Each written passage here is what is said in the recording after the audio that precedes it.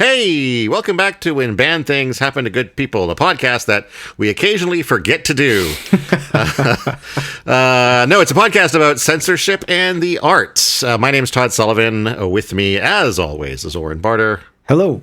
And today we are talking about the absolute mind-numbing nightmare that is Peter Jackson's Brain Dead.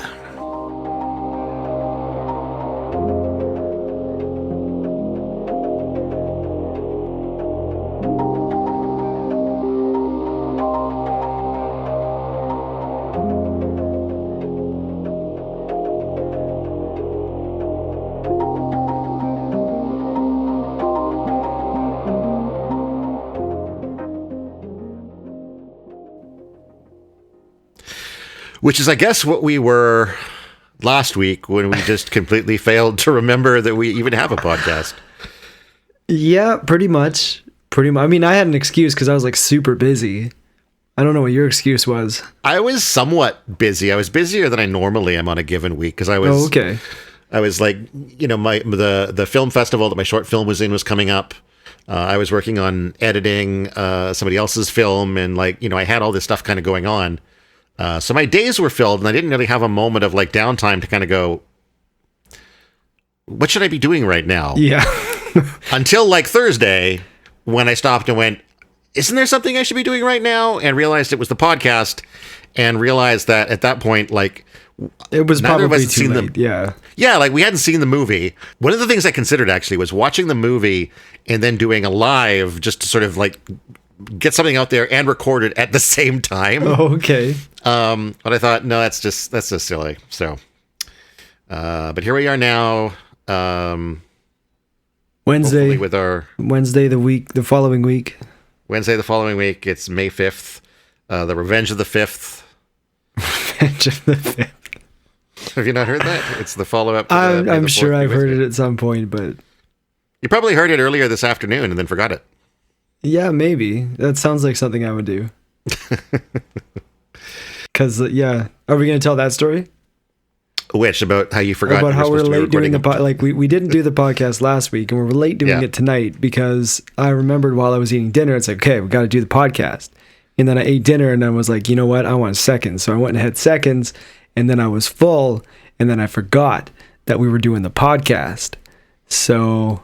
And then my food. So it's clear that you cannot hold both a desire for more food and a responsibility in your head. It's too much like multitasking. I can't do it. Yeah, one pushes the other out, right? I can't do it. Like, I got to do the podcast later, but wait, I need more food, and so boom, the podcast is gone. Podcast, yeah, exactly. You understand me. Do you have any beverages tonight? Kombucha. I've actually. Oh, I've hopped back on the wagon a little bit. Mm-hmm. So yeah, just I wanted something to sip on, so I grabbed a giant 2-liter bottle of kombucha. That's the stuff that's like made with a tumor in it, right? No, it's yeah, maybe, I don't know, like a yeast tumor. Is that what that is? Some kind of a weird organ thing, like a vegetable organ that's from a John Carpenter movie, I think. Oh, okay. No, well, I mean, this doesn't actually have it in it, but it was made with. Yeah, that's what I mean. Yeah. Like, I didn't think it's like you've got a little tiny one in your can, but maybe you do and you've already consumed it. Well, I think it might be broken up. Like if I left it to sit, it might like form one. Oh, yeah. What's the point in having a kombucha if you can't like build a new plant liver? I don't know if it's an organ. I think it's just like an organism. It's a weird thing. It's an organism. I don't know what it is. I'm just trying to paint it as unpleasant as possible for fun. Let's talk about this fucking fucked up movie. Well, so this is the part where you're supposed to ask me what I was drinking. Oh, hey, Todd. Yes, Oren. What are you drinking? I am making my own kind of vodka coolers tonight. So I have a mix of vodka. I've got, the little, those little sort of Mios. I've got a raspberry Mio that I squirt a little bit into, and then I make some soda water with my Soda Stream and mix them all together, and it's quite tasty and zero carbs and fantastic. Nice. Actually, you know what? I use the Mios in my Soda Stream as well. Oh yeah, I think they're a really good combination. Anyway, What are we here to talk about? We're here to talk about a Peter Jackson movie. Peter Jackson, probably most famously known for the Lord of the Rings trilogy. Never heard of it. It's pretty good. It's pretty good. Is it? I'll have to check it out. It's really long, but it's pretty good. I would personally say you could skip the Hobbit trilogy and wait for someone to recut that into like probably one movie is all it needs to be. And then King Kong, which I tried to watch, and I was about halfway through, and I was just like, "Isn't that one like 4 hours long?" It's hugely long. Yeah, I didn't even start watching that. I started playing something on my phone about halfway through it. Weirdly enough, I didn't turn the movie off, but I didn't pay attention to a lot of it either. The movie kept going, and I was just playing something on my phone. But I wanted to make the distinction that like Peter Jackson is capable of making like really good long films in the case of the Lord of the Rings series, really bad long films in the case of King Kong, and in the case of Brain Dead, really long short films. This movie has such an insane, frantic pace that it just feels like it's way longer than it is. Yeah, what is it? It's like an hour and a half, right? It's like a little bit more than an hour and a half. Yeah. And I remember like at a point where I was like, this movie's got to be done. And I checked the time on it, and it was like 45 minutes to go. And it was just that so much had happened in that period of time. Yeah. And it's just like, how can this keep going? It was released as Brain Dead, but they changed the name to Deadalive when it came to North America because there was an American film already called Brain Dead, and so there was that, the confusion about it. Right. It was hang on, I got to find these tabs. It was just named like one of the most violent movies ever. Yeah, it was gory as shit. UK Magazine, Total Films, 30 most violent movies ever made. It made that list. And then there's a 2012 review at rogerebert.com with the headline, one of the most disgusting horror films ever made. It was... I'm looking for the information about where it was banned. It hasn't really been banned a lot. It was, I guess, at some point... in countries where the censors balked at the extreme gore, the film was initially banned or left unrated before being heavily cut.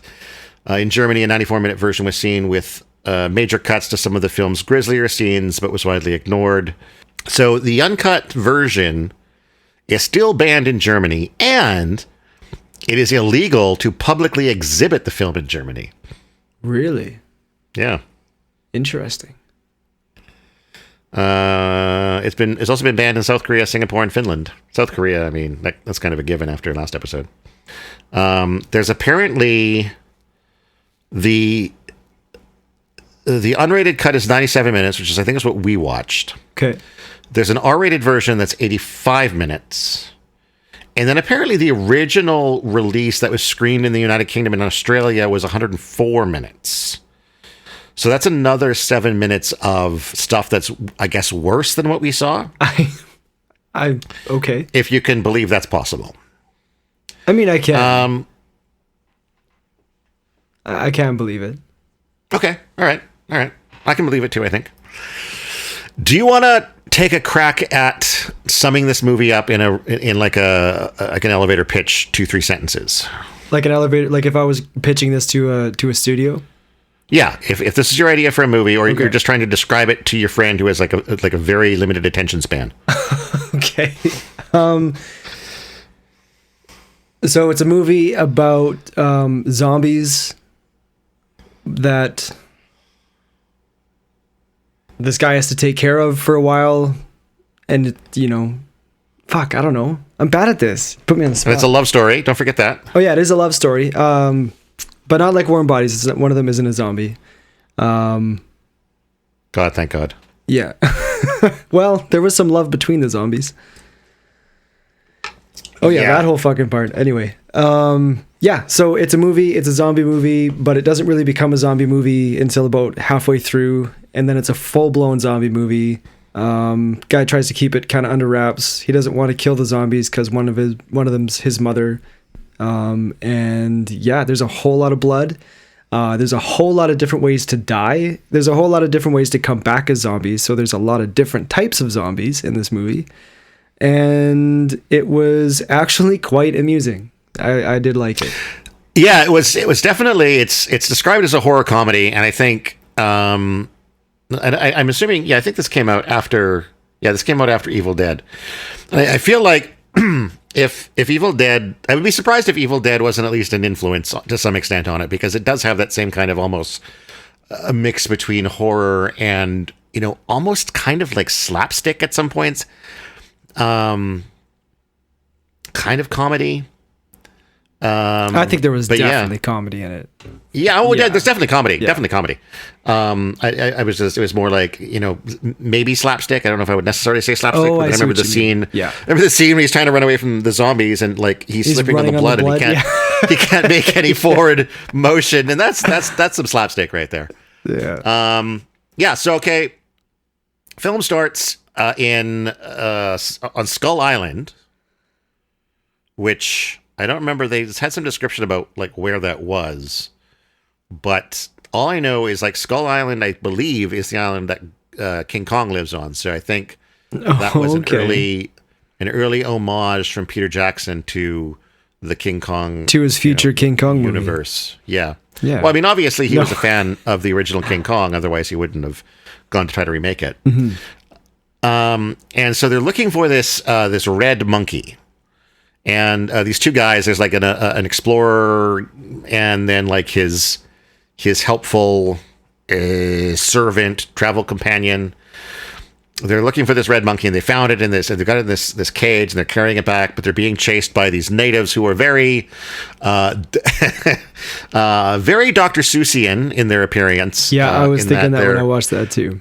Pretty problematic. You got these natives with like, grass skirts and bones, like the actual bones in the nose and speaking, native gibberish and waving their spears and throwing their spears. And it's a very, I guess also it's kind of, again, homaging those sorts of early horror films where, you would experience those sorts of natives when you went off to someplace like Skull Island. Even then, it feels a little problematic, even for 1992. I got to say, and when it was made, and it's particularly problematic to watch in 2021. Yeah, that's what year it is.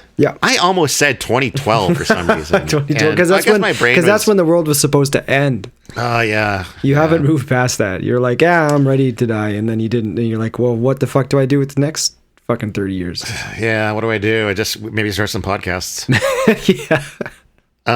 So the helper guy is all worried about this red monkey. He doesn't want to like take it with them, but the other guy's like, F you, we do what I say, because I am the English speaker and you're just what was his accent? His accent seemed to be from like, I don't remember. He didn't speak a lot. No. So they managed the explorer and the monkey get on the jeep, and they're getting away. Meanwhile, the helper is like madly chasing the jeep, trying to catch up.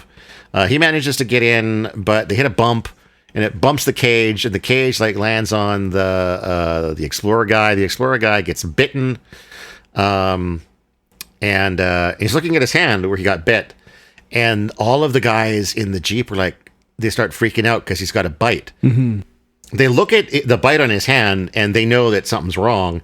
And so they take out an axe and they chop his hand off. And then they notice another bite on the other arm. Yeah, but further up the arm. So they chop the arm off.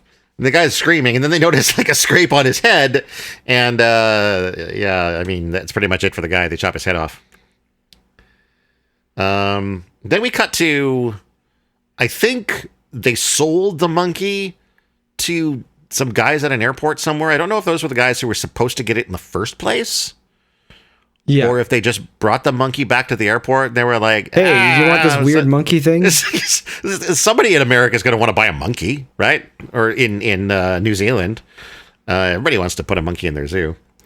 And so then we see a very, I thought very clearly like model plane flying, flying from wherever they were, Skull Island, to New Zealand.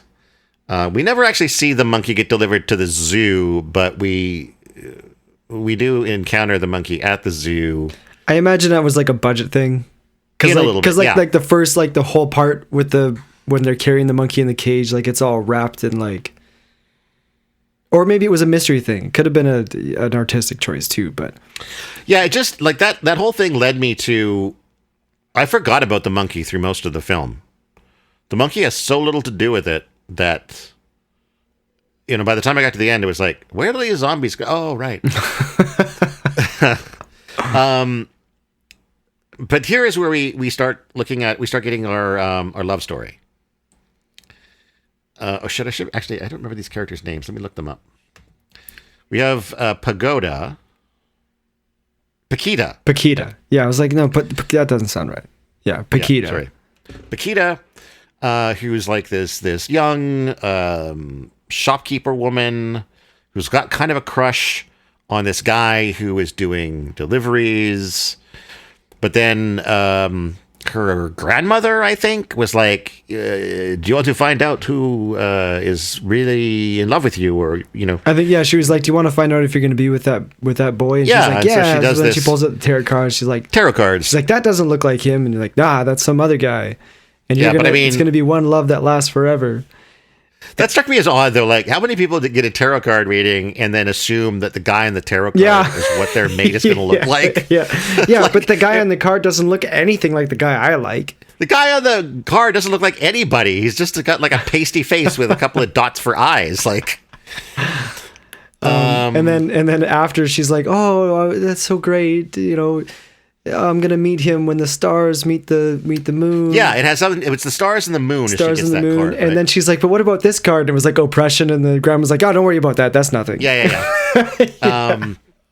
But then, as they're doing this reading, this other guy comes in to, I guess, order their regular delivery. Except he's kind of a nerdy, nervous, fumbly guy. And she comes out, and she's just annoyed that he's there. And wants to get rid of him as quickly as possible, so she can get back to the tarot cards and find out who her true love is going to be. Except he accidentally knocks some shit over and makes the symbol of the star and the moon. And now she's like, holy shit. Now she's just infatuated with him. Yeah, this is my man right here. But he doesn't realize that. So, like, she's coming on to him pretty hard. And he's just like, oh, okay. I think I'll come back later. I gotta go now. Grabs the and stumbles onto a trolley car and disappears home, where his extremely overbearing mother has been given this new role in like the women's. It's like the West or the Wellington Women's League or something. Yeah. And now she's all concerned about how the place looks. Like everything's got to be dusted. You got to clean the silverware. He's like, I just did the silverware. Yeah, he has to mow the lawn. So he goes to mow the lawn where he's in the lawnmower. The reference to the lawnmower here is good because the lawnmower plays a pretty big role at the end. You know what? As soon as I saw that scene where he was like you could see the blades turning and then stopping and then he's kind of reaching in there, I was like, that's foreshadowing. Yeah. And all of a sudden he's jumped on by a dog, showcasing the appearance again of Paquita. Paganto? Pagugu. Paquita. Paquita arrives. Like, doesn't your brother normally do the deliveries? And she's like, it was mother, I think. Today. I think it was mother. Mother? I thought it was brother. Oh, okay. Yeah. So, yeah, but she's doing the delivery because, of course, she's infatuated with him. I don't think we ever see the dog again, do we? Yes, we do. Do we? Okay. Yeah. Do you want me to tell you when? Right now? It's a little bit later. Well, no, we'll get to it. Okay. Just make sure you go, and here is where we see the dog. You know I'm going to forget about it. I'm just going to tell you now. Then. Yeah, the mom eats the dog. Right! Yeah. Okay, that explains why we don't see the dog after that. Yeah. That's a great scene. And it's funny because we haven't introduced the sickness yet, so people, if you haven't watched the movie, you're just assuming that the mom just cooked and ate the dog. Yeah. No, it's not that, by the way. Yeah. That would be a different movie. It might be just as entertaining. Who knows? It'd be more of a thriller. They end up talking about the zoo. I don't remember why, but the guy who, by the way, is named Lionel. I didn't mention that earlier, but Lionel ends up sort of saying to Paquita, "Do you want to go to the zoo?" And she's like, "Yeah." And he's like, "Oh, I guess I'll pick you up tomorrow." And she's like, "Yeah." And so now they have a date. Meanwhile, Lionel's mother catches sight of them, flirting with each other, and of course she can't have that because her boy can't have distractions when he should be cleaning the silverware for the women's league. And so I think she smashes her own vase to get him to come in. Yep. And he's like, and she's all like, "That was the vase your father gave to me on the last anniversary before he died." Yep. And yeah. Oh, she's just a horrible person. Yeah, she's the worst. Fucking Vera. So next we're at the zoo, I believe, with Lionel and Paquita, and they're wandering around. They come to the monkey cage and watch as a monkey throws an apple at them. Right. Which is, haha, monkeys, and then they throw the apple back, and it just sort of falls to the ground. And the monkey gets too close to the rat monkey. Yeah, and he gets his arm ripped off by the rat monkey. Yeah, this thing's wild. Yeah. So the rat monkey basically looks like one of those wrinkly hairless cats, but the rat version of it. Okay, that's a pretty good. Yeah, that's a good description of it. Yeah, I thought so. It's stop motion animated in a very. It's really chunky. Yeah, I noticed that too. It was a really, really slow frame rate for the. Yeah, and I wondered whether or not they were doing that scene last, and so they were doing it in a rush for timing reasons. Because there's a lot of other stop motion in this film that looks spectacular compared to that. Or it's possible that it was it was an homage to some of those chunkier kind of stop motions from the past. I'm not sure. But, okay, maybe. Because like you say, some other puppets, puppeteer moments seemed way better. Mm-hmm. Anyway, Paquita ends up kind of grossed out by this rat monkey, and so she and Lionel wander off to a park bench where they're sitting arm in arm, and we discover that Lionel's mother Vera has followed them to the zoo, making this this whole bit is from a lame comedy where it's oh my god, the mother's sneaking around following her son who's not allowed to do things and blah blah blah. But then she gets bitten on the shoulder by the rat monkey and screams. A scream that Lionel immediately recognizes. Mom? Yeah. And then she, the rat monkey falls to the ground, or she rips it off her shoulder or something. Anyway, it ends up with its head. No, she kills it. She steps on. Well, its she head. does, but it's got to get to the ground first. Yeah, its right. head's poking through the bars, and she just stomps the hell out of it.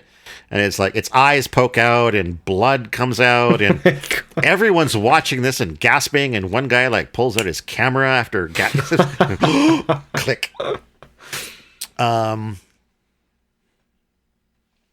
Yeah. Oh, and then she wants to go home, right? Yeah. She's because I've been bitten by the beast. Home. And so they go home, and Lionel wraps up her arm and puts her to bed. Was it pulsing at this time? It was pulsing. No, it wasn't until he opens it up later. Oh, okay. It starts So she goes to sleep. I don't remember what Lionel does when she's like taking her nap or whatever, but she's sleeping and she starts to like shake in the bed. Her arm is shaking, and I think at one point it squirts some pus out of it. Mm-hmm. No, what he was doing was Paquita. Was he banging Paquita at that point? Yeah. Oh, you're right, probably. Yeah, because she comes to the door. She's like, "You forgot your jacket," and he's like, "It can fucking wait." And she's like, "But I just wanted to bring you your jacket," and then they had sex because that's how it happens. So yeah. It seemed like he's like, no, it can be for another time, and she was like, I don't understand English so well, and so finally he's like, oh, for God's sakes, come up here, and then they make out, and then and then he wakes up, he's like, what a glorious day, mother, what a glorious day, and he turns to his mother, who's like, not looking so well. Not looking, so she got boils all over her face. So he unwraps her arm, and it's just like this to try to like pulsating, clean it, and it's this ball pulsating of flesh wound, and he's like cleaning it out, but he's like, "Mom, I think we should take you to the hospital." Oh, yeah. And she's like, "No, I don't need to go to the hospital." And then there's a knock at the door because the women's league has shown up. Yeah, and well, that's why she didn't want to go to the hospital, because she was entertaining that night. Right, so Lionel goes to answer the door and let them in, and then he runs back upstairs, and it's like his mother's like, "Oh, find my dress," and Lionel's like, "I can send them away. It's okay." And of course Vera's like, "No, we can do this," and she starts putting on her makeup, and a good chunk of her cheek just slides off. So he super glues it back to her face. So yeah, he goes. It wasn't even super glue. It's like that like Elmer's weird glue liquid glue that we all all had in school with like the rubber. Yeah. The half slashed rubber thing, and he's like glooping it on there to like glue her face closed. Then they're all having lunch. It's a pretty big lunch, with like a big steak and mashed potatoes and something else. And everyone's having a lovely time. The mother's like becoming more and more like, she's like a little bit more animalistic. She grabs so the women's league individual is there, and her husband is there. And at one point, Vera steals the steak off of the women's league woman's plate and starts chomping down on that. Lionel, of course, is incredibly nervous about all of this going on. They're finally done, and he wants to sort of shoo everyone away, but the husband is like, don't you have any pudding? Yeah, what's a meal without pudding? What's a meal without pudding? So he gets custard. So he brings in custard. Now, I can't remember, did the pus shoot out of her arm into his custard, or did her ear fall into her custard first? I don't think it matters, because both of those things were disgusting. They pretty much happened at the same time. Yeah. It wasn't pus, it was blood. Right. And I think that shot into his custard first. Yeah. And because nobody ever looks at what they're eating when they're eating it. Well, he was so good, his eyes are closed. He's like, everybody else saw him like eat the pus. Yeah, I mean, I don't know. I've never eaten something so good that my eyes are closed through the entire process, because I don't know. I really don't think I know where my mouth is that strongly. You should by this time. I mean, how old are you now? It hasn't moved. It's not polite to ask that, sir. Oh, I'm sorry. Well, of course it hasn't moved, but like I don't necessarily memorize the exact length of every spoon I use either, right? Right. Now I'm curious. I'm gonna try to eat something with my eyes closed tomorrow. Cool. I'm curious. So yeah, she squirts blood into his custard, which he gloriously eats up. And then her ear falls into her custard, and then she eats the custard and her ear. Meanwhile, the Women's League representative is quite done with these shenanigans. And I think the two of them leave. Excuse me. I'm blanking on what happens next. Can you help me out here? Sorry. Give me. Yeah. Okay, so they leave, and his mom is not looking good, so he calls the nurse. The nurse comes by, and she's looking at her, and she's like, we got to take her to the hospital. Like, I'll call 911. No, the mom dies. That's right. So they're going to call 911.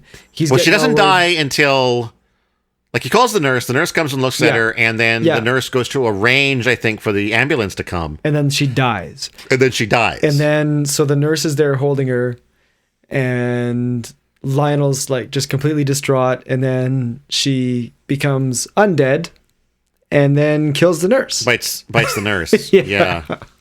And is she responsible for the wound on the nurse's, like the like her neck being cut off? The flip top head. Yeah. I think like she like grabs her head and like rips it partly off. Yeah. Yeah. So yeah, now the nurse is dead. And then very promptly the nurse comes back as a zombie. And now Lionel has to deal with both of them trying to kill him. Zombies wandering around his place. And the nurse with the flip top head, I gotta admit, I kind of love that. Like, sometimes the head is completely flipped back, and then sometimes it gets flipped back up again. And anyway, he manages to like throw them down into like this basement and lock them in there. But while Paquita is packing, Paquita's upstairs because packing. Paquita was packing up for the mom when all this was happening. For the mom. And he's like, oh, she's already at the hospital. It's all good. Yeah, but I mean, Paquita's packing even as Lionel is fighting with these zombies, and like I think the nurse is choking Lionel. Yeah. And Paquita comes out to the second floor kind of balcony. Oh yeah, and she's like, is it the green toothbrush or the white toothbrush? She's like, it's green. The guy pulls the zombie's heads off his throat, doesn't call for help, says, it's the green one, and then let's go, and she's back to strangling him again. Just fucking bonkers. Yeah, by the time he gets them into the basement, Paquita has finished packing. She comes down and is like, where's your mother? It's like, she's gone to the hospital already. They put him in the nurse's back seat. She was just lying in the back seat, drove to the hospital. Yep. Here, I'll take this case for my mom and I will bring it to her. Okay, bye. And this is where we get to what I think is a really unique strategy for dealing with a small zombie outbreak. Right. Yeah, because most movies, it just explodes, right? This one, there's two zombies. He's got them in the basement. He decides to go get some tranquilizers from one shady ass fucking doctor. Like, the doctor who was very clearly an escapee from Nazi Germany. Definitely. He's like, I told you my papers were lost. I can't. Yeah, he's got a German accent. He's talking about his papers are lost and blah blah blah. And what does Lionel first ask for? It's not the tranquilizer. He asked for sedatives. Sedatives, yeah. And the doctor's like, I don't have sedatives. And Lionel's like, and he's like disappointed and leaving. And the doctor's like, but I do have a tranquilizer. So he gets this like giant syringe, this giant bottle of tranquilizer, and every time he puts it into his mom, it's up the nose. It's right through her nose. Yeah. The nurse got it in the eye, I believe. Yeah, right in the eyeball. So yeah, at this point, Lionel's strategy is to keep his mother and the nurse tranquilized so they can't escape and murder people. Although doesn't she break out before he gets the tranquilizer? Oh no. No, you're right. She gets tranquilized first. Mm-hmm. And then it's later he goes to visit Paquita.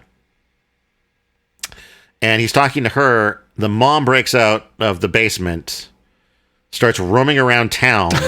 Then gets hit by a trolley car. Gets hit by a trolley car that knocks her into Paquita's shop. He's like, oh, there's your mom right there. I thought you said she was in the hospital. And then she gets hit by a cart, falls at their feet dead. And he's like, they must have let her out early. Yeah. So now she's been sent to the funeral home. So he has to keep sneaking in to give her the tranquilizer shots.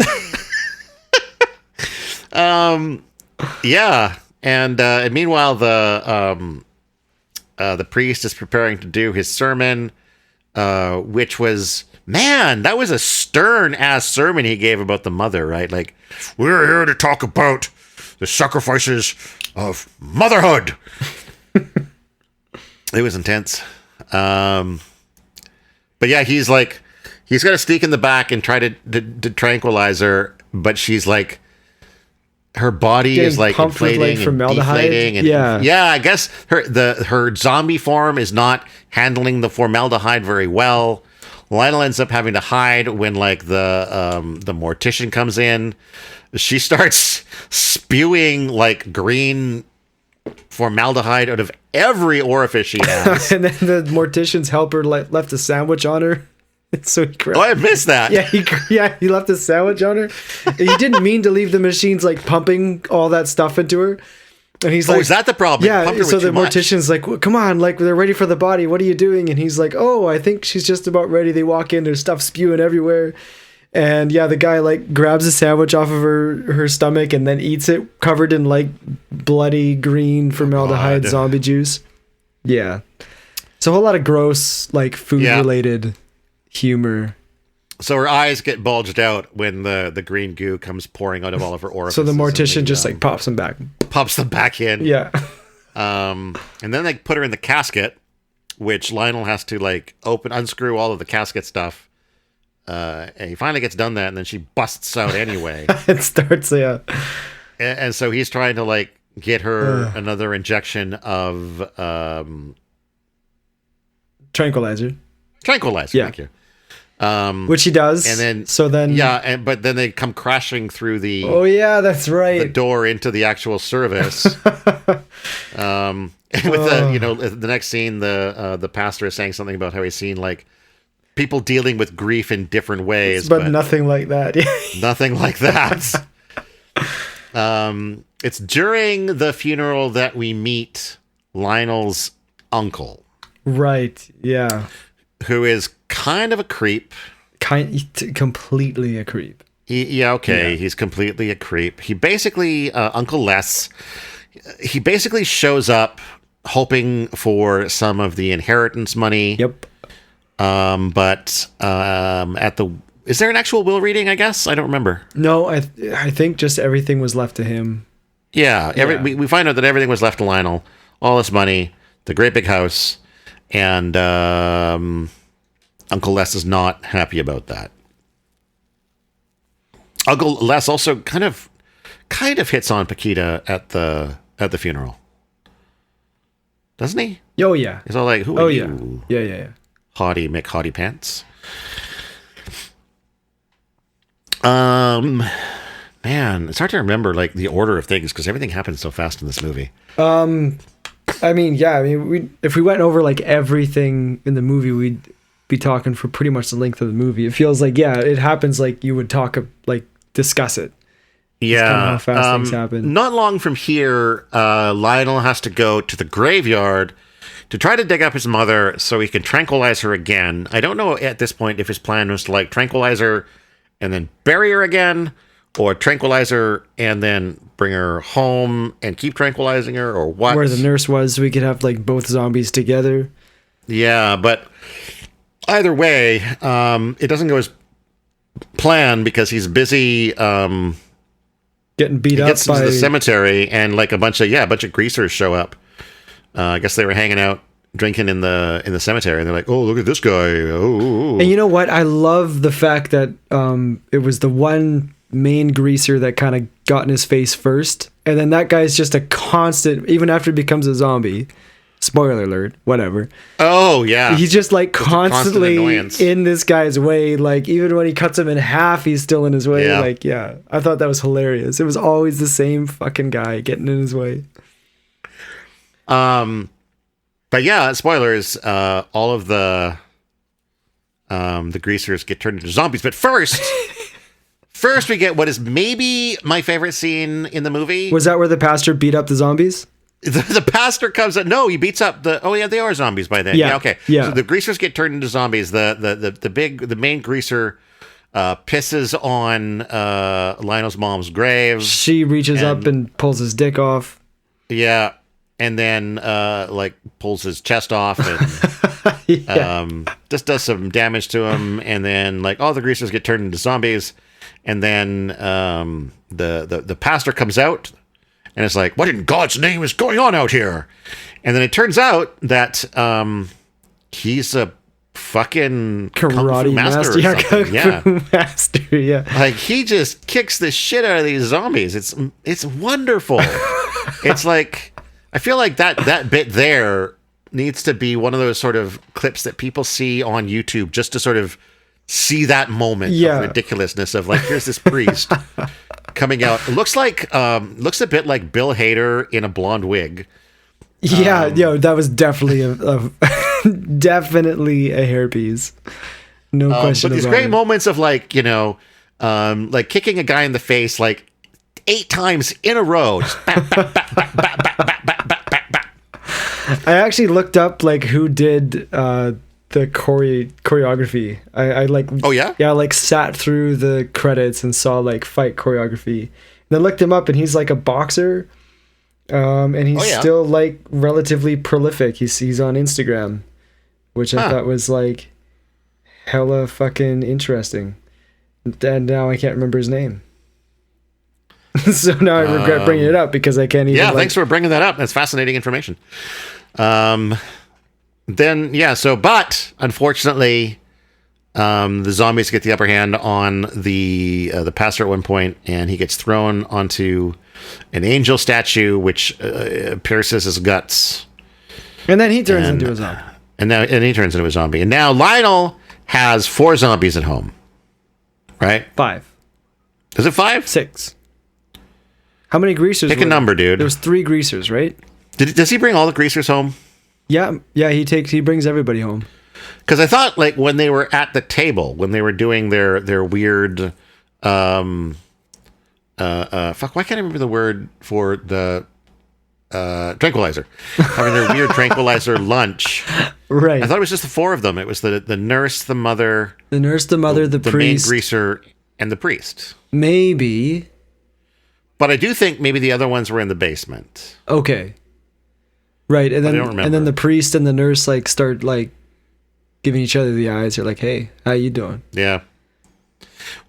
So here's the thing that I didn't think about it until you brought that scene up earlier. Are we meant to think? Because again, spoilers. In a little while, we're gonna have a zombie baby, which is wild. I'm asking you, do you think we're supposed to assume that the priest and the nurse, as zombies, had zombie sex? Or that they were having they were doing the nasty before they were zombies? Well, so I wouldn't have assumed they were doing the nasty before. I would have assumed that the nurse was pregnant and that her baby turned into a zombie after she died and became a zombie. In my mind, there would have to be... Like, you'd have to see a winky interaction between those characters while they're still alive if you want to create that sense. Right. Right? And we didn't have that. So, in my mind, one of 2 things happened, and that is either the... zombie gestation is super fast. Zombie... yeah. Or that she was already pregnant. That's a big-ass baby, too. Yeah, it was like a toddler. It was a toddler in a baby costume. which is maybe my 3rd favorite thing in the movie was that baby running around. No, that was so funny. Every time the baby would do something, I was like, what the fuck? And then it was just like, okay. Can we talk about, like, why did he take the baby in the stroller downtown? Okay, hang on, though, before we get there, because I had that exact same thought when I was watching that. But I got to finish with the dinner scene or the lunch scene, because that is maybe my 2nd favorite scene in the movie, because of the shenanigans over the course of it. Like, everyone's got, like, spoons to eat their glop with, but, like, people are eating with their hands, and Lionel's like, no, use a spoon. He gives the spoon to the greaser. The greaser picks it up and jams the spoon through the back of his head. He's like, like, I don't know why I don't understand spoons. And then the mother who's sitting next to him reaches out and pulls the glop out of the spoon that's sticking in the back of his head and eats that. The nurse can't eat because her head has basically been severed. So when she eats, all of the food glop comes out of her neck. Yeah. So then he's got to flip her head back and shove it down her throat. This is the point of the movie where I'm full on going, what the fuck is happening here? This was my halfway point where I checked my watch and went like, wow, there's a lot still to happen. And then I think, at some point he puts them back down in the basement, and one of the nurse's belly starts to kind of expand, and you're like, oh, okay, that's probably not good. You don't ever see the baby birthed. When do we? So he goes down, and all of a sudden the radio's acting up, and then this like little fist pops out of the radio. Right, no, yeah. These little feet come out of the bottom. Yeah, and then all of a sudden, I can't even do the laugh. Oh God, that freaking baby was just ridiculous. The shot of it, like whenever it was running away from like just instigating shenanigans and running off to wherever it was going to do next, it was just like, oh my God, that's amazing. I should have taken notes because so much of this is like a muddle in my brain. Are you just wondering what happens next? So I think pretty much next period, he takes the baby in the stroller. That's pretty much the next scene. But the other thing to talk about here, and again, it's not necessarily what happens right here, but it's something that's going on during this period, is he's kind of pushed Paquita away. Well, he's kind of hot and cold with it, right? Like mostly cold. Mostly cold. But whenever she's like, oh, fine. He's like, no, Paquita. Well, I don't think he wants to lose her, but at the same time, like he can't have her finding out that he's got a half dozen zombies in his basement. We've got the scene where he brings this zombie baby to the park in a stroller because a zombie baby needs daddy baby time as much as any other baby. I don't know what the fuck he was thinking here. Me neither. But he sits down in the park and he's watching this other woman what she does with her baby in a stroller, and he tries to like do the same thing. But it doesn't really work, and then there's these shots from the baby's perspective, and you can see that like there's this barbed wire sheet of barbed wire keeping the baby in. He tries to like play with the teddy bear with the baby, and then the baby's just like grab it, and he's fighting with it, and at one point he completely loses control of the carriage and starts rolling away. And so he has to chase this baby carriage down the hill. Then the baby falls out, and then he's got to like beat it up. He's like punching it when he's running away, and everyone's looking at him like, "Oh my God, is he punching that baby?" He's like, "Oh, it's just hyperactive." And then he stuffs it into his he brought an emergency sack. He brought a sack just in case. He stuffs it in the sack and like has to wrestle the sack into submission and then go home, I guess. I don't think his mission accomplished, I guess. Yeah. The baby got a little bit of sunshine. Yeah.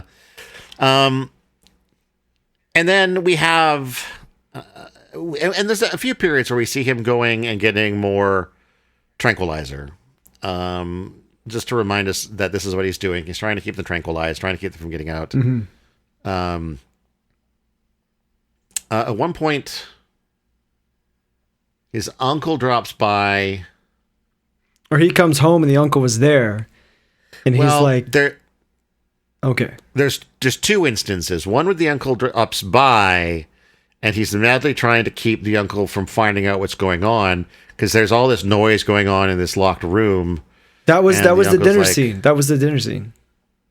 Oh, that was the dinner scene. Yeah, right. Because remember when the zombies are going at it, he's like, "Are you watching one of your old man's pornos?" your man's stag films, yeah. Was that the zombies going at it then? Yeah, that was the zombies going at it. Yeah. So we've confirmed the zombies went at it, and that's how Zombie Baby happened. Well, unless you're worried about the timeline, in which case maybe she was pregnant beforehand. But I mean, you know what? I'm gonna go with like. I'm going full on Zombie Baby. Yeah, me too. Have their own fucking gestational rules, which is like 2 days. And then you're a toddler, and then you never get any bigger than that. Well, because you're dead. You can't age when you're dead. And then, there was another point where Lionel comes home, and his uncle is already there, and has stumbled upon what is going on with the zombies.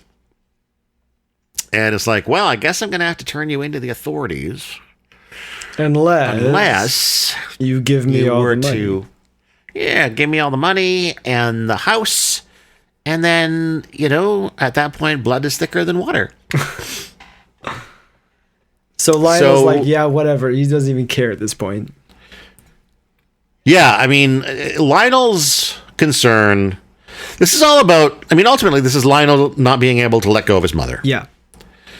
He's a mama's boy who was barely brave enough to go out with Paquita without his mother's permission, and now that like she's leaving him, he can't handle it, so he's got to keep her going, but also have to keep her sedated so she doesn't like eat anybody else or turn anybody else into zombies.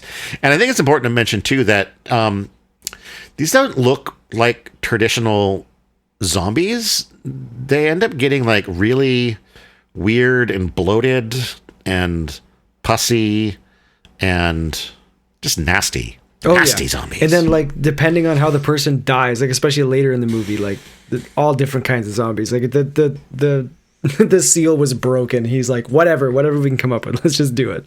Yeah, fuck yeah. And then promptly after letting his uncle have the house, it's time for a house party. Woo! There's like, half dozen zombies in the basement. Just don't go to the basement. Yeah, house party. Just don't go to the basement. And, yeah. So then Paquita shows up. Yeah, Paquita's now been apparently dating the guy she had a crush on at the beginning. And all he talks about is rugby. Yeah, well, himself in rugby, right? Like his great rugby skills.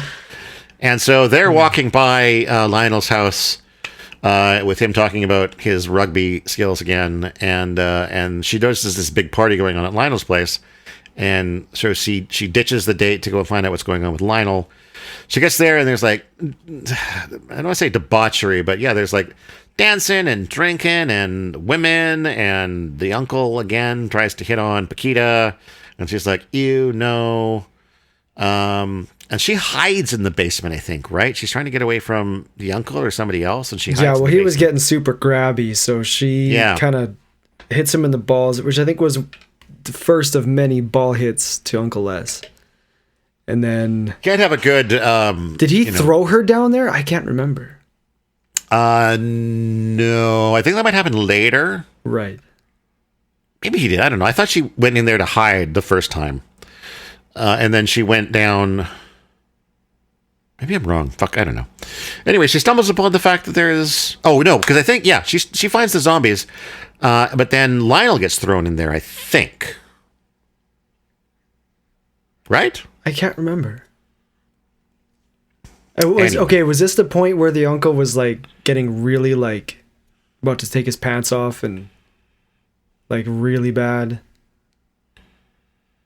I don't know, man. And I watched this movie like stone cold sober, and I'm already like something happens. They both end up in the basement. Anyway, Lionel and Paquita. and Paquita's like, you got to put them out of their misery. And he's like, you're right. You're right. With her there, he's got the strength to do it. He's got to say goodbye to his mom. He even admits that he's like, but I can't say goodbye to mom. And she's like, you have to. Yeah. And then she understands like why he's been so aloof. Right, they kind of have like this reconciliation moment. They grab a bottle of poison. Yeah. And he slowly injects every zombie with the poison, and they go off into zombie heaven. Which, I don't... So as weird as the idea of like keeping zombies calm with a tranquilizer is, the idea of killing a zombie with poison is just fucking what? Like, they're already dead. Like, your mom was dead. The nurse was dead. The greasers were dead. Like, these people are already dead. Is this special poison for dead people? How the fuck does this work? It doesn't make any sense. But hey, they all die, apparently, and they dig a grave and put everyone down there. But wait. The bottle of poison rolls over. Yeah, I think this is where Lionel gets thrown into the basement, because he goes up to leave, and his uncle's like, fuck you, or whatever, throws him back down there. And when he's on the ground after being thrown back in there, that he notices something about the bottle of poison that he didn't notice before. Which is like, with all good medicines, you got to have that like warning label on the back, which is like, it's poison, but like, it's only for animals or something, not to be used on human subjects. No, it was, so it was poison, but it was animal. What's the opposite of a tranquilizer? animal steroid? It was not a steroid, but it was like a stimulant. It was an animal stimulant. Okay. So why would that be poison, though? Well, too much would be poisonous, I guess. So instead of killing the zombies, he turns them into super zombies. Super zombies. And they all bust out of the ground, like with like all the fanfare with, of like lighting. A goddamn like Rolling Stones fucking concert. Like lights and smoke show, and they jump out. They're like, "Ha! Here we are!" And yeah, they promptly start biting everybody at the party. And so this is pretty much the whole third act of the film is like everybody at the party getting turned into zombies, and then that means more zombies for Lionel to deal with. And because there's not really, I don't think, any kind of important narrative through line here. I feel like we can just sort of talk about like our favorite moments from this period. Okay, you go first. Oh, well, that's a lot of pressure. Well, so there's a lot of like escaping out of the house. More pressure than like, back. Give me your elevator pitch for this movie. There's a lot of moments of like people escaping out of the house and then like getting surrounded with zombies outside the house and having to escape back into the house. Uncle Les does that a few times. Like he gets outside, ditches Lionel and Paquita inside, and then has to come back in through a different window and needing Paquita let him in. There's the one party guest who ends up with her head impaled on the light switch, which with the light doesn't break for some reason. The light just goes straight through her head. And, that's I'm willing to accept some suspension of disbelief there, just because I thought the effect of her face illuminated from the inside by the light bulb looked so good. I liked when the uncle got torn apart by the super powerful mom when she came out, because she was the last one to come out, and then he just became like kind of like this scorpion with his spine as his tail and his head as like the stinger. Yeah. That was pretty wild. At one point, Lionel ends up climbing into the attic. Oh yeah, and then that same guy, remember the greaser guy? His intestines climb after him. Right. So that was so weird. Like the greaser guy ends up like cut in half, with like half of himself in the toilet. Well, almost three. Like his guts are out. He's in the toilet, and then his feet are still walking around somewhere else. So like, and yeah, all of his internal organs, like his intestines and his lungs, and I don't know what it was that was like making a face there. Was that like his anus and testicles, maybe? Maybe, but they were checking themselves out in the mirror. But yeah, this pile of internal organs were like fucking chasing this guy down, and he's trying to climb up there, and the intestines are like wrapping around his leg and pulling him down, and at one point he falls. He gets his leg stuck in a cord in the roof, and he ends up falling through the roof back into the house, which the electrical cable is attached to the light socket that the nurse person is on. And so as he falls through, it lifts her halfway up the wall towards the ceiling. And then she keeps him from falling any farther. Yeah. It's important to note here, the one thing we haven't touched on, I shouldn't say it's important to note, because I mean, I think this movie could have existed just fine without it. But Lionel has these memories of almost drowning. Right. And his dad, I think, drowning, trying to save him. But then gradually these other memories come back. And then when he's in the attic, he finds this old case that he opens up, and he finds like this dress, and below that a skeleton. And then he remembers that, in fact, no, what happened was his mom caught his dad and this blonde-haired chick kind of fooling around, and she murdered the both of them by drowning. And he watched it happen. He watched it happen. And I think supposedly it's the blonde-haired girl who's up in this case. I think so, yeah. Yeah, I don't know exactly how that worked because they showed, I think, his dad being drowned in the tub. So I guess she drowned them both in the tub, but probably not at the same time. I don't know. Doesn't really matter. But it is finding out about that later will allow Lionel to finally let go of his mom. Right. After he rips out of her womb. After being sucked back into her womb. Did Peter Jackson have mother issues? Man, there's only one way to tell. That'd be to watch all the rest of his filmography and find out. Although maybe he did, and then he just dealt with it in this one film. Just one. He's like, yeah, I'm going to make this one film. Boom, I'm going to deal with one everything. and done. Yeah. I'm fine. I'm not having mother issues anymore. Fuck, what else do we have to talk about? There's a great scene where a guy gets like most of his head chopped off by garden shears. Right, and then he's just kind of skipping along the floor. He's fucking shot around like a hockey puck through like the end of the film, bouncing around. That was a great effect. I also had a favorite effect of a guy's like face and head skin getting ripped off.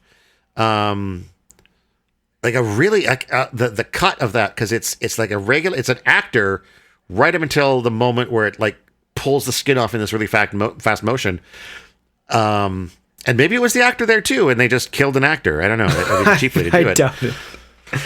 Actually, I do have a little piece of trivia for you. So that happened like early in the movie too, when the pastor was making out with the nurse, and she like was biting his lip, and Lionel was trying to pull. Oh, that's apart. Right. The nurse pulls the whole lip off. Yeah, and then he's got like all his gums and teeth showing, and for some reason they use a different actor for the zombie priest as they did for the regular priest, but only after, I think it was only after the mouth was ripped off, it was a different actor for some reason. Right. Well, because then you wouldn't have to see the rest of his face. It's a different actor as the zombie mother as well.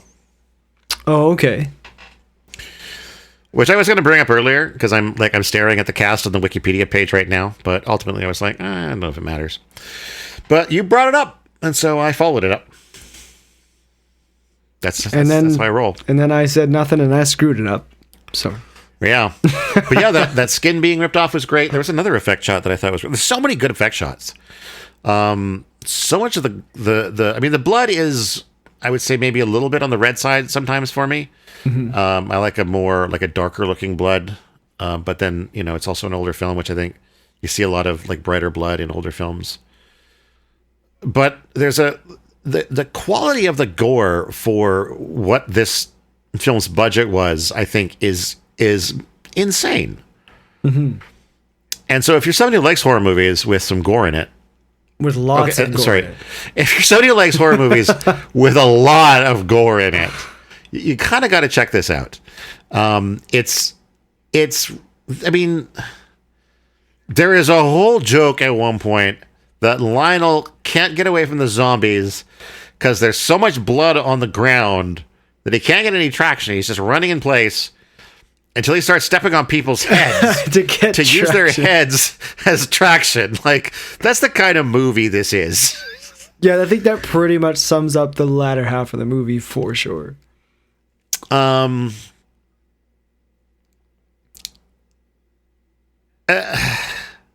Eventually,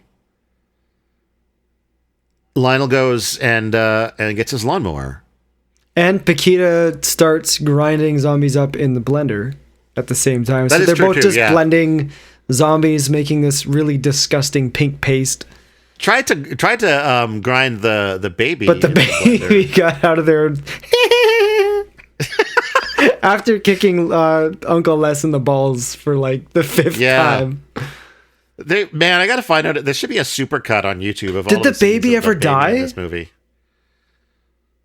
Oh yeah, must have. I can't remember the baby. It must have. Maybe the baby's still out there. Maybe he's outside your window right now. Maybe he is. Yeah. I mean, what else? There's lots of gore, lots of very lots of very cool death scenes. But eventually, Lionel realizes that he's got to take care of the zombies, and when you have those many zombies in one place, there's really only one way to do that, and that's to bring the lawnmower. Using a lawnmower as a Captain America shield, and just just sort of chops them all up, and it's this great scene of like he pushes through them with the blades out. It's like chop, chop, chop, chop, chop, chop, chop, chop, chop, chop, chop, chop, chop. He gets all the way through like the room, and he turns around, does it again, still a bunch more zombies. And so it's like chop, chop, chop, chop, chop, chop, chop, chop, chop. I don't remember how many times he chops, but he eventually gets through all of them, shuts off the lawnmower, and then who shows up but our fucking the greaser. Half a greaser zombie shows up again. And so he's trying to start the lawnmower, but he can't. And the like greaser zombies on top of the lawnmower, like trying to get at him. Right, holding him down. And so he takes a severed arm. Oh yeah, uses that because he couldn't reach the pull cord. Yeah, to grab the pull cord, pulls the pull cord with that. The lawnmower starts up, and the half greaser zombie that is now sitting on the blade starts spinning around in mad circles because he's on it, and then eventually gets chopped up into zombie paste. And and then he's got to deal with his mother. Yeah, who sucks him back into the womb. Yeah, well, first though, like she's turned into this massive, like 10-foot tall, sagging breasts, fat, disgusting monster. So she turned into Uncle Les, basically. There must have been some zombie issues from Peter Jackson here. Zombie or mother issues? Zombie issues, mother issues, maybe both. So like they try to escape. Maybe this is autobiographic. They try to escape to the roof. The mother still like crashes through the roof. The house is on fire at this point. I don't remember why. How did it end up on fire? Some gas line broke, and then something sparked, and yeah. And then the mother's stomach opens up and eats Lionel, and Paquita's hanging off the roof, about to like fall to her death. And then the magical necklace that we haven't referenced until now. The thing that's protected him from the zombies this whole time. Well, arguably, I don't know if it really did any good. It shows up in the movie about as often as we remember to mention it. Right. He uses that to like cut his way back out of her guts, and he's like, "I don't need you anymore, Mom." And how does she die? Does she burn? Explode? I think she just falls into the house and burns. Yeah, she falls into the burning house. Yeah. Yeah. And then they make out, covered in gore. I thought that same thing right there, man. It's like at least wipe your mouth off. Right. So something. Like, here's the thing. I'd be okay with maybe a lip kiss, but once you start getting that tongue involved, when you've got all that zombie gore juice on your face, yeah, that's not hygienic. That's not okay. And like, what's the infectious part of this like zombie thing? Like, that's always the question, right? And that was Peter Jackson's Deadalive, also known as Brain Dead. Also known as the goriest film I've seen in a very long time. Yeah, I don't know if it'd be the goriest I've seen, but definitely the goriest I've seen in a very long time. Surprisingly fun. Yeah. You will say what the fuck a lot. Yep. But I also laughed out loud more than I probably do in most comedy films. Yeah, no, it was good. Like, I was like, what? No, fuck off. What the fuck? Oh my God. Like, that's like an average reaction from me during this film. I loved it. I didn't love it. It was fun. It was fun. It was messy. It was gory. It's low budget. It's silly. I mean, it was well made. It was well made for, a $3 million New Zealand film. I don't know. I haven't really studied Peter Jackson as a filmmaker, so like I'm not able to look at this and look at sort of like his later films like Lord of the Rings and sort of say like, here's an example of the kind of, this shot here or this scene here is reminiscent of what he would go on to do in Lord of the Rings, except I guess there is that scene where when Gandalf is briefly dead, he makes a zombie baby, and then that zombie baby runs around causing shenanigans in the later two films. I guess that you could argue is maybe, one of the things he likes to do as like a callback, but other than that, yeah.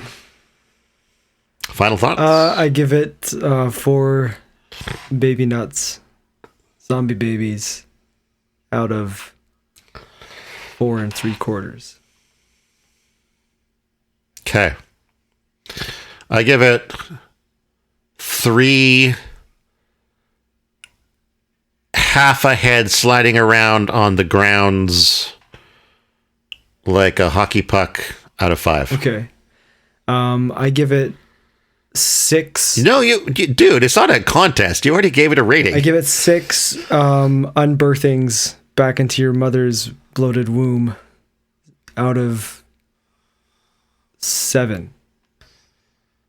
Wow, that's I think that's a good score. I'm not sure. I mean, I'm still fairly new to that specific framework for judgment, but I think it's going to catch on. All right, we'll see. It might.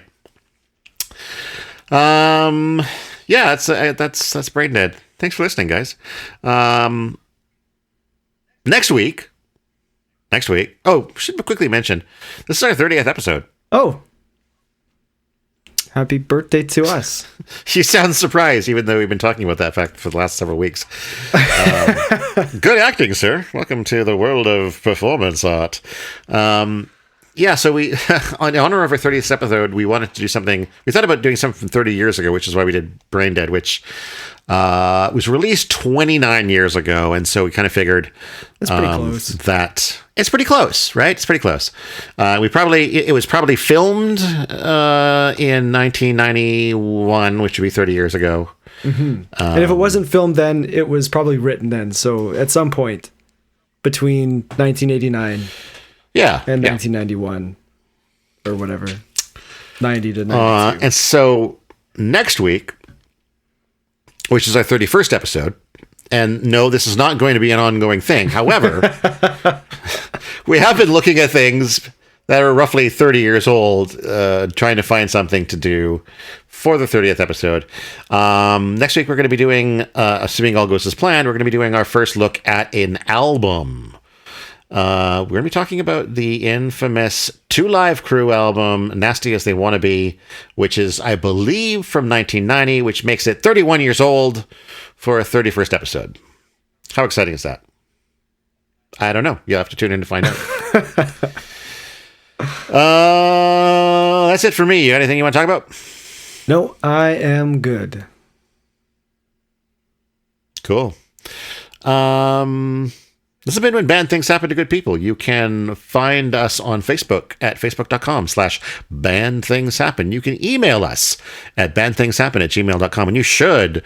We check it occasionally. I would check it more often if people actually emailed us something, but since nobody ever does, it doesn't seem to make much sense to check it every single day. So if you want to start emailing us something every single day, then I would have to start checking it every day. Not that you have to, just that's a suggestion. We have a website at blahblahblahmedia.com where you can find this podcast as well as another I host with Carlos Cia called Half Cut Conspiracies, where we drink some cocktails and talk about conspiracies. You can also find links there to our merchandise, to our Discord, I think, and all the other sort of relevant stuff. You can also find me over in a podcast called Mysteries and Madness, which is all about it's a radio drama / no, I probably have the slash backwards. It's a role-playing game that gets converted into a radio drama about a detective in the 1940s who is uncovering Cthulhu-esque mysteries in the City of Angels. That's Los Angeles, right? City of Angels? Yeah. Yeah. I don't know. Yeah. And that's who we are. And specifically, I am Todd Sullivan. And I am Oren Barter. And we're about done here, which means it's time for you to go read a fucking book.